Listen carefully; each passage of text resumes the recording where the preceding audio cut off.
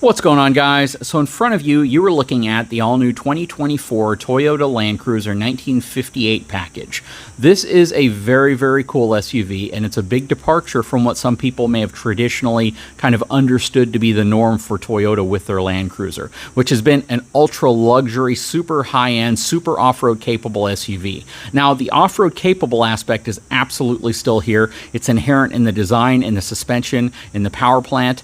However, some of the luxury has been removed out of this 1958 package. Okay, so first let's talk about the power plant because everyone wants to know what's the tech specs on this thing. So the engine in this is an iForce Max 2.4 liter 4-cylinder turbocharged powertrain. It has a 48 horsepower electric engine. It is a semi or a mild hybrid engine, and it produces 326 horsepower and 465 pound-feet of torque. It is paired to an 8-speed automatic transmission that's from the folks over at Ison. So it's got a really, really powerful power plant from a very small displacement engine, and it's paired to a rock-solid 8-speed transmission. So some people may like some of those specs, some people may not. It depends on what you think about displacement versus power and torque. So this has a lot of power and torque from a very small displacement mild hybrid engine. From a chassis perspective, it is a body-on-frame, which means the body of it sits on a traditional frame, very similar to a large SUV or a pickup truck. Some people are going to really appreciate that as well over a unibody, especially for something that's designed with off-road prowess in mind. Suspension-wise, the front suspension is a independent coil-sprung suspension. The rear suspension is a solid axle multi-link suspension. So it still carries over that heritage that a lot of people expect from a true off-road capable vehicle. And the Land Cruiser, no matter who you are, no matter what your loyalties are from an off-road perspective, whether you like foreign or domestic vehicles, the reality is the Land Cruiser has always built a solid reputation for what it's capable of doing off-road. From an off-road tech perspective, it has an electric locking rear axle. It also has an electric mid-locker. So you have the capability of really locking this thing up to go over just about anything you need to traverse. Now, I'm not a big fan of these tires. These are some Yokohama Geolandar tires, but they're not really off-road tires. I honestly don't know what off-road scenario these would perform exceptionally well in, because if you look at the tread pattern, it's a very rib-style highway tread pattern. So again, it's going to be interesting if we take this thing out to the beach and we take it on the sand to see what type of traction we're going to get from an impeccable, absolutely awesome, technologically advanced off-road system paired to a relatively street-style tire. Another package that this has added to it are these rock sliders on the side. Now, these are bona fide heavy-duty rock sliders. They are built incredibly tough. They're not just there for looks. Because again, this is designed to go over some pretty interesting terrain and scenarios, and the rock sliders are just going to help protect the body panels on the side from getting banged up. I almost feel as if they put these tires on because they know whoever gets this is probably going to put something aggressive on here. They might actually modify the suspension, put a bumper, brush guard, lights, all sorts of things all over this truck, and perhaps that's why they gave you a tire that's kind of a middle-of-the-road, neutral, yet good street quiet tire. So that might be the reason behind that. As we look at the front end of it, you'll see that it has LED headlights, projection LED headlights with an LED accent ring, as well as LED fog lights down here below. It has a matte finish to the front, so it's this black matte finish coupled with this really interesting gray color to it. It has a very subdued look overall. You know, I think a lot of people kind of get confused at what they're looking at when they first see this because it kind of looks compact. It looks smaller than what you would typically associate with a Land Cruiser, even though it's a good size SUV. Now, another thing that's a little strange about this one is this has the front and second row configuration, and it has the armrests in the back for a third row, but there is no third row. It's just cargo storage back there. But I'm assuming from a cost of manufacturing perspective, the interior from that perspective is just the same across all of them, and it's just prepped in case this was opted with the third row in it. That said, it has some really nice dark painted wheels to it that match really well. It has adequate ground clearance. I mean, you could go over quite a few things with this. It's actually sitting up kind of high, and it has a good aggressive stance. It's just the tires that kind of give it this tamed down look overall. The front grille is very, very what I would consider to be, I don't want to call it bland, but it is very subtle. It does not have a lot of wow to it. However, you do have parking sensors on this package. Now, I bring that up because this package is relatively stripped down from a luxury perspective. And because it's stripped down, some of these things that you're seeing would typically not come on some vehicles that have like a base model or a stripped down package to it. But it is nice to know that there are parking sensors. There, however, is not a surround camera view on this. So there's only a rear view camera for the back that you can use as a reverse camera or to view out the back. All LED lights, everything on here is LED. You have parking sensors on the back. You have a 2-inch receiver along with your trailer connection ports back here behind that cover as well. The back glass can pop open by pressing that button right there, which is really nice. Spoiler is attached to the back glass, and that is a thick piece of glass too. The back liftgate is not a power liftgate, so it has a power latch release right there, but to lift the actual gate, you will have to pull up on it manually. Looks like there's a speaker here in the back. Looking in the back right here, you got a ton of storage back here. And again, you got armrests off to the side here, which I don't necessarily understand the purpose for, except if they're just universal on all configurations of Land Cruiser. You got a lot of storage here. You got this rug as well. If you flip that up, you have this interesting little covered area that comes off. You could probably fit maybe a compact jack or something inside of there. Not exactly sure. It's kind of a interesting setup back here because it's very not traditional to what I would expect. I would usually expect a lot of storage back here and a lot of multifunction capabilities back here. But instead, you have this small storage that's covered, but then you have this huge area back here to be able to put whatever you need from a supply perspective and armrests. So we'll go ahead and close that. Okay, so we're going to open the hood, but I'm going to need 2 hands to do this because it does not have struts to hold the hood open. You actually need to put a hood prop in place. Okay, so the hood is propped open. Again, another area that is kind of odd. I kind of would have still expected hood struts to be in place, so I didn't have to put this up. But you were looking at the 2.4 liter turbocharged 4-cylinder engine. Again, this is a mild hybrid engine. What's also interesting about this, and again, I'm not sure if this is on all the Land Cruisers or just the 1958 version, typically Toyota does a really good job of covering all this up. They'll usually put something large and plasticky over here with the Toyota emblem, kind of like what they do with Lexus, to cover up all of the components. But on this Land Cruiser, it's all exposed. I mean, it really is exposed. You can see everything going on here underneath the hood. And that's just a little bit different than what I'm used to from Toyota.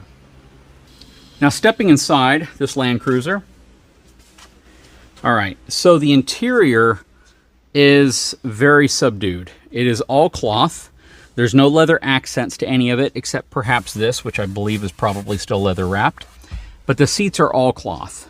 And they feel comfortable, but they don't feel very high-end. They have a very, let's just say, entry-level feel and look to them overall, even though I'm sure they're a comfortable seat because Toyota usually does really good with their seating. It does not have power seats. It does not have cooled seats, but it does have heated seats with a heated steering wheel. There's no memory seat function here either. You do have power windows, power door locks, power mirrors, and you can fold the mirrors in as well electronically, which is nice. The doors themselves, again, when you look at the trimming, you look at the trim work here, there's nothing really substantial about it. The doors are a hard plastic material all the way around. Typically on a Land Cruiser, you would see a lot of soft touch materials here, probably real wood accents with some aluminum. But yeah, this is all hard plastic material. All right, stepping inside. Okay, so now we are inside of this 2024 Toyota Land Cruiser 1958 edition. Again, you can see all the cloth seats. That's just my hat right there. Okay, so let's take a look at the center stack area right here. Okay, so you have your 4-wheel drive controls right here. You can push this to switch from 4 high to 4 low. Remember, this is a full-time 4-wheel drive vehicle. You can lock the center diff as well as the rear diff. You also have the ability to turn traction control off, and you have a blank here, which I'm not sure what that would be populated with whatever optional features available. Maybe ride height if you get a higher version of this. Typically, you do have the ability to control the height of the actual vehicle. All right, you have your parking brake over here. Over here you have your crawl control feature as well as your electronically controlled transmission feature. You can change your drive modes right here.